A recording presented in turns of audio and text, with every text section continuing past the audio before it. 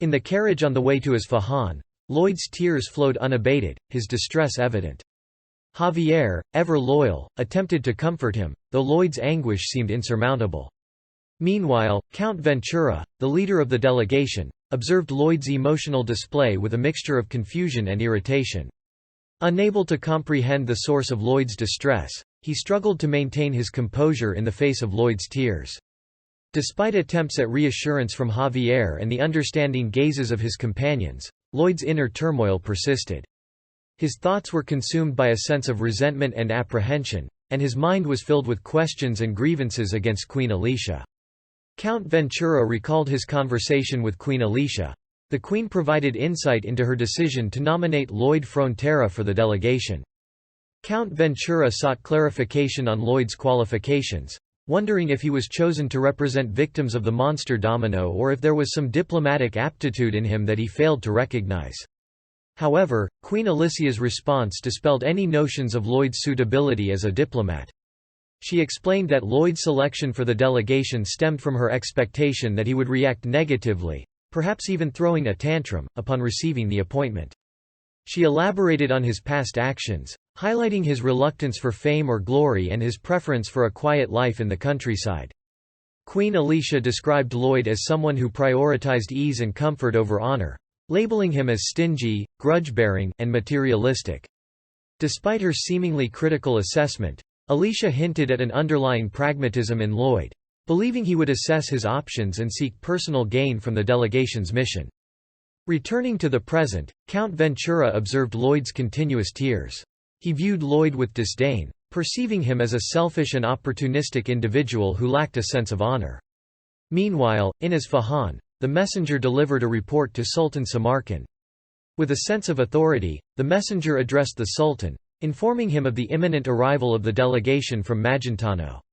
Samarkand, wearing a sly smirk, acknowledged the news and instructed the messenger to ensure that the delegation receives a suitable reception upon their arrival at the palace. The expeditionary force found themselves at the heart of a subtle diplomatic challenge as they entered the capital of Isfahan.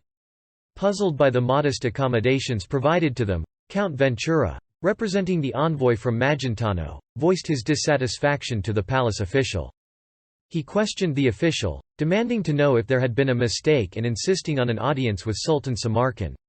However, the official maintained that there had been no error and explained that they were simply following the orders of Sultan Samarkand. Count Ventura persisted, demanding to see the Sultan immediately. But the official informed them that the Sultan was occupied with important matters and that seeing him at that moment would be difficult. Frustrated by the situation, Count Ventura inquired about the duration of their stay, only to be met with a shocking response: they might have to wait for at least 6 months. Outraged by this proposition, Count Ventura expressed his disbelief. In a seemingly conciliatory gesture, the official presented a golden token known as padishar, claiming it as a symbol of the Sultan's generosity. This token would provide them with all the necessary funds during their stay in Isfahan.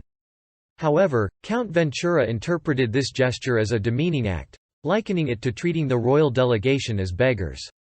Undeterred, the official emphasized the significance of receiving the padishar, and departed, leaving the delegation to contemplate their next move in this unexpected and challenging situation.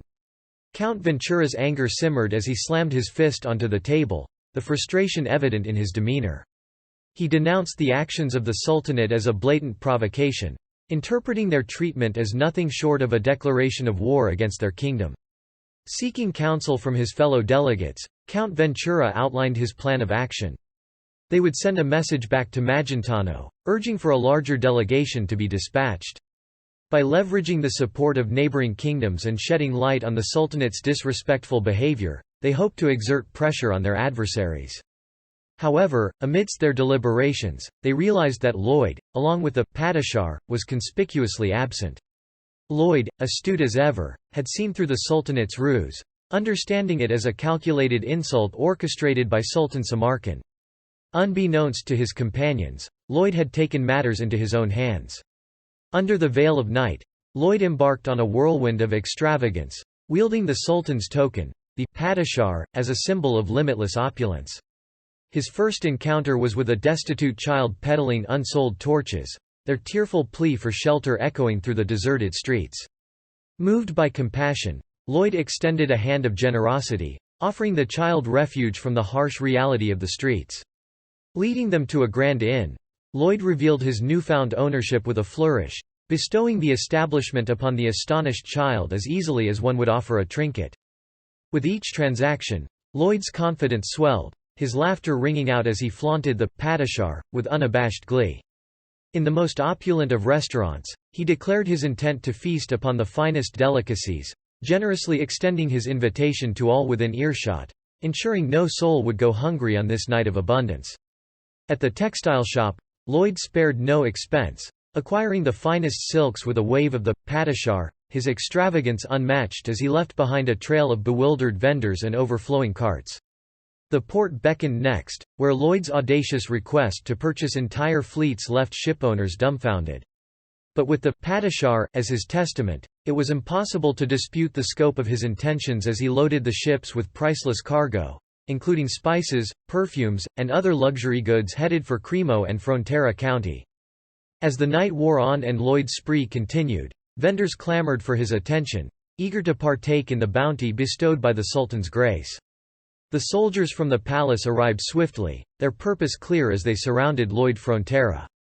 With practiced efficiency, they escorted him back to the presence of Sultan Samarkan, where he kneeled before the imposing figure. Samarkan, the great and almighty Sultan, regarded Lloyd with a mixture of curiosity and suspicion. He recognized the name, Lloyd Frontera, the man who had reversed the tide of the monster domino, a feat that had not gone unnoticed by the Sultan's keen eyes. As Lloyd kneeled before the Sultan, his thoughts raced with urgency. He knew that he had to prevent the looming war at all costs, for the Frontera estate, situated on the volatile border, would be the first casualty. Meanwhile, Samarkan weighed his options carefully. He understood the significance of Lloyd's presence as the potential harbinger of conflict. Samarkan contemplated his next move, acutely aware of the precarious balance of power. He considered the possibility of eliminating Lloyd but hesitated at the potential consequences. The swordmaster Javier's presence only added to his apprehension, knowing that any rash action could spell disaster for the city. But Lloyd was not without his own strategy. His smirk betrayed a confidence that bordered on audacity. He knew that he held the Sultan's attention, and he intended to exploit it to his advantage. In the end, Samarkan relented, a heavy sigh escaping his lips as he issued the command to release Lloyd. It was a calculated decision, born out of necessity rather than acquiescence, as he recognized the perilous game being played. Samarkan, his gaze penetrating, posed a question to Lloyd, curious about his experience with the padishar. However, Lloyd's response was not what he expected. With unbridled enthusiasm, Lloyd prostrated himself before the Sultan, showering him with praise and expressions of gratitude. Samarkan couldn't help but be taken aback by Lloyd's unabashed honesty. Meanwhile, Lloyd's mind raced with thoughts of gratitude and opportunity. To him, the padishar was akin to a limitless gift card, a ticket to indulgence and extravagance. He saw no reason to hold back from utilizing its benefits to the fullest. As Samarkan voiced his concerns about potential doubts from Magentano, Lloyd remained resolute in his confidence. Samarkan couldn't hide his astonishment at Lloyd's unwavering confidence and calculated responses. Despite the Sultan's attempts to unsettle him, Lloyd remained composed and resolute, further complicating the Sultan's efforts to gauge his true intentions. Lloyd's bold assertion that he would betray the Queen of Magentano if offered more money left Samarkan both incredulous and intrigued. The Sultan struggled to fathom the depths of Lloyd's motivations, finding himself caught in a web of uncertainty and intrigue. As Lloyd continued to navigate the delicate dance of diplomacy and deception, Samarkan found himself grappling with a mixture of admiration and suspicion. The young man's ability to seamlessly blend cunning and charm left the Sultan unsettled, unsure of where Lloyd's loyalties truly lay. Samarkan, bewildered by Lloyd's boldness, couldn't help but chuckle at the audacity of his words. Despite his initial skepticism, he found himself intrigued by Lloyd's unyielding demeanor. Deciding to entertain Lloyd further, Samarkan urged him to explain the motive behind his extravagant spending. He saw in Lloyd a potential ally, someone whose boldness and cunning could prove valuable in the future. And as for Lloyd, he relished in his small victory, confident that he had once again come out on top in their ongoing game of wits. Lloyd, with a directness that mirrored his audacity, confronted Sultan Samarkand about the possibility of war. Samarkand responded with a measured acknowledgement of the potential necessity for conflict. In a bold move, Lloyd laid out his proposal to end the drought-induced rebellion by promising to resolve the drought himself. In exchange, he demanded the Sultan's assurance to engage with the Magentano delegation. Samarkand, intrigued by the offer, allowed Lloyd to present his terms. With a flourish, Lloyd produced a meticulously prepared contract, declaring his victory in their ongoing battle of wits. After the intense negotiation, Lloyd and Javier retreated to their quarters to debrief. Lloyd couldn't contain his amusement at the Sultan's reaction to signing the contract, while Javier remarked that Lloyd will be remembered as the first man in history to swindle a sultan. To Lloyd, the contract wasn't a swindle but a pragmatic solution to avoid the devastating consequences of war. The provinces of Isfahan, suffering under the weight of the drought, had already begun to rebel due to Samarkand's perceived inaction. For Lloyd, it was clear that altering the course of events outlined in the novel was essential to safeguarding his interests in this world. Halting the impending conflict between Isfahan and Magentano became his top priority, recognizing that the consequences of allowing war to erupt could be catastrophic. In the late hours of the night, Sultan Samarkand summoned his daughter Scheherazade to the main palace. With a determined expression, he entrusted her with a mission: to become Lloyd Frontera's bodyguard and win his affections by any means necessary. The following morning, as Lloyd and Javier prepared to depart for Kandahar, Scheherazade appeared before them. Despite Lloyd's insistence that he already had a guard in Javier, Scheherazade remained resolute in her duty. Lloyd couldn't shake the feeling that something was amiss. Why would a princess be assigned to escort them to a construction site? As Scheherazade persistently made suggestive gestures, Lloyd couldn't help but feel a sense of unease. Was she attempting to woo him? Realizing her intentions, Lloyd found himself exasperated by yet another unwanted proposal, this time from the sultan of an enemy country. The key to fixing the desert's drought situation is a qanat. A qanat is a type of underground water transport system that was also used by the Persian Empire. Because of the scorching hot desert sun, any flowing water above the ground evaporates before it can reach the city. That's why a waterway needs to be made deep underground. The mountain range dozens of miles from the city is covered in snow all year round and is a permanent freshwater source. Lloyd planned to tap into that.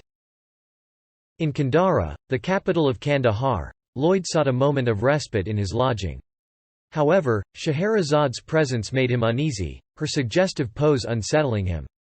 Deciding to address the situation, Lloyd requested a conversation with Scheherazade.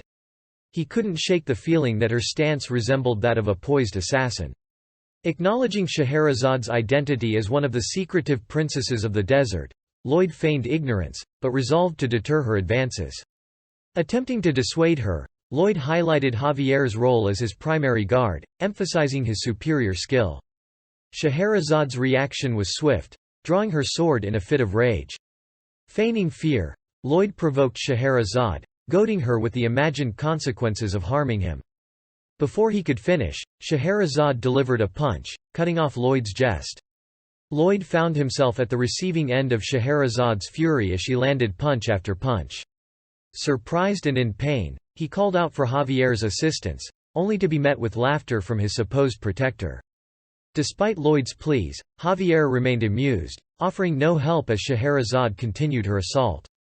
Eventually, with tears in her eyes, she stormed out, leaving Lloyd nursing a swollen face. Reflecting on the ordeal, Lloyd mused that his plan had indeed worked, albeit with unexpected consequences. However, Javier's lack of intervention left him frustrated and questioning his companion's motives. In response to Javier's nonchalant attitude, Lloyd explained his rationale for provoking Scheherazade, citing his dislike for desert conditions and his belief that she had more important duties than pursuing him. Scheherazade immersed herself in rigorous sword training that night. The next morning dawned, and Scheherazade intercepted Lloyd and Javier as they attempted to slip away unnoticed. Questioning their intentions, she insisted on accompanying them to avoid being a hindrance. Lloyd, however, dismissed her offer, citing the need for mobility and subtly belittling her skills. Scheherazade bristled at his words, ready to retaliate, but before she could act, Lloyd began to speak in a strange, hypnotic manner, reciting complex engineering knowledge. Caught off guard by Lloyd's unexpected tactic, Scheherazade's thoughts raced as she struggled against the strange spell. Determined not to succumb, she fought to stay awake, but the mesmerizing words eventually overwhelmed her, and she collapsed to the ground, fast asleep. As Lloyd gloated over his successful use of the technique, he turned to Javier for assistance, only to find his companion also asleep, snoring softly on the floor. Lloyd and Javier ventured through the city, noticing the suspicious glances of the locals. Javier remarked on the hostility of their stares, to which Lloyd responded with a cynical observation about the neglect the city had suffered compared to the capital. He emphasized the importance of gaining the locals' cooperation for their ambitious project but expressed confidence in their ability to do so. Pulling out his pocket-sized fantasy creatures, Lloyd summoned them forth: Podong, Bangle, Hamang, and Goming, each ready to fulfill their assigned tasks. Lloyd quickly delegated responsibilities, instructing Javier, Podong, and Bangle to construct a water intake tank while dispatching Goming and Hamang to gather snow from the nearby mountains. Empowering Goming with a red sunflower seed to increase his size, Lloyd and his companions soared into the mountainous terrain. As they reached the snowy peaks, Hamang eagerly devoured mouthfuls of snow, causing his body to swell with collected water. Carrying the expanded Hamang, Goming returned to the city, where they emptied the stored water into the tank constructed by Javier, Podong, and Bangle. The sight of water flowing into the city square brought joy and relief to the drought-stricken populace, who hailed the miraculous appearance of water with gratitude. Seizing the moment, Lloyd approached them, eager for acknowledgement of his role in their salvation, a testament to his belief that good deeds should be unmistakably recognized. The gathered crowd, armed with containers for water, faced Lloyd as he stood proudly before them.